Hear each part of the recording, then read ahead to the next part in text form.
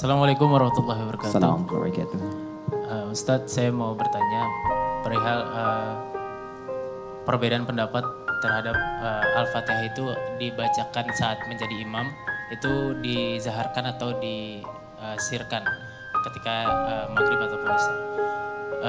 Di sini saya punya pengalaman. Jadi karena saya kebiasaannya pakai Bismillah itu dizaharkan,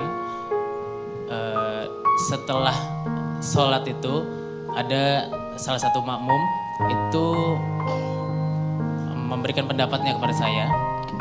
Lalu beliau bilang bahwa yang benar adalah disirkan gitu. Terus kalau yang saya ketahui kan dua-duanya boleh gitu ya, maksudnya sama-sama itu punya pendapat masing-masing. Terus ketika setelah itu setelah mendapatkan pendapat itu, saya bingung untuk menyikapinya. Apakah setelah itu saya akan tetap menggunakan Bismillah dengan dizaharkan atau lebih baik disirkan gitu? Baik. Anda bisa baca kitab belajar? Belum, Ustaz. Baik. Nanti cari buku namanya Tafsir Ayat Ahkam, karangan Syekh Muhammad Ali As-Sabuni, di pembahasan Al-Fatihah. Saya berikan referensinya dulu karena Anda ingin menjawab dengan argumentasi pada orang yang merasa benar dan merasa kuat dengan argumentasi. Itu butuh referensi ini ya.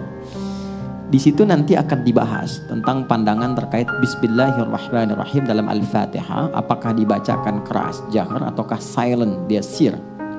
Singkatnya, ada yang meriset 70 hadis terkait Bismillahirrahmanirrahim dibacakan dalam Al-Fatihah.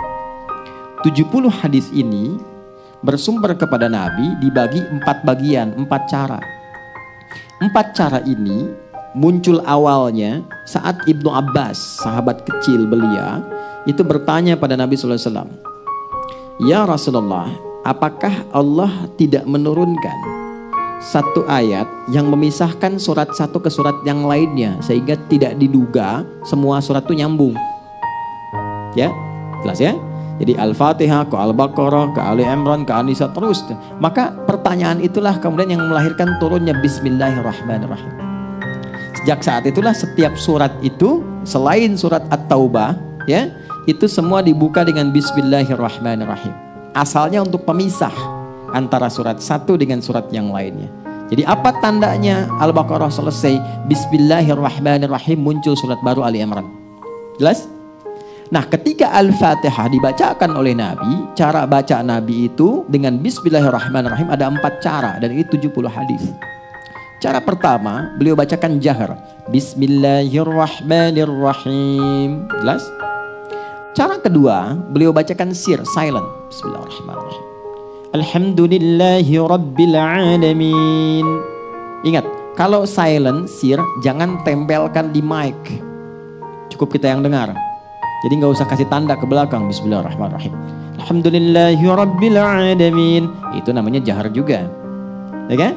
Silent. Yang ketiga, nggak dibaca sama sekali. Sebelum tadi kalimat Bismillahirrahmanirrahim turun, kan dimulai dari Alhamdulillah. Makanya ada hadis-hadis viral, saya sholat di belakang Nabi, Abu Bakar, Umar, Uthman, Ali, bacanya Alhamdulillahirrabbilalamin. Itu sebelum periode Bismillah turun. Jelas?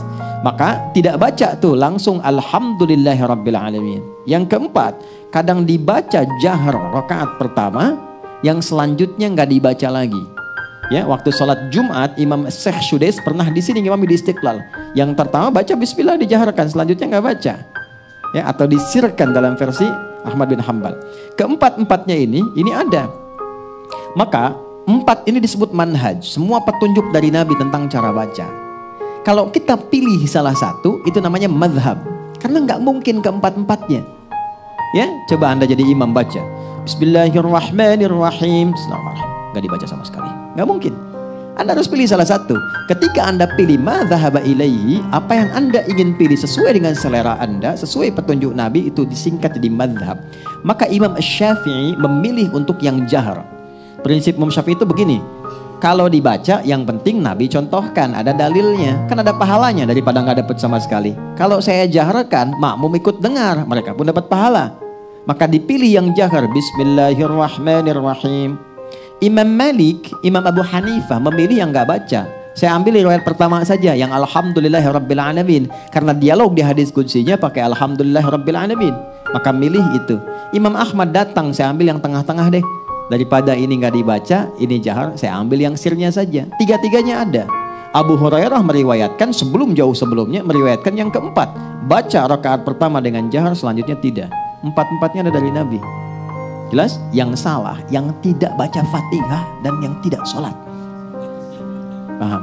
Jadi kalau mungkin ada yang berpendapat bahwa, wah itu nggak benar, yang benar yang ini. Jangan cepat marah. Jangan menyalahkan, dipahami saja, mungkin baru dapatnya yang satu dari 4 itu. Jelas ya? Oh Anda benar, terima kasih. Mungkin saya belum dapatkan yang Anda tadi dapatkan. Baiklah, saya akan belajar lagi, nanti saya pelajari, mudah-mudahan dapat seperti Bapak tadi. Lalu ketika Anda besoknya datang, bawalah yang keempat-empatnya tadi. Pak, kok saya dapatnya 4 ya gitu. Jelas ya? Itu cara terbaik, itu disebut hikmah namanya. Quran surah ke-16 ayat 125.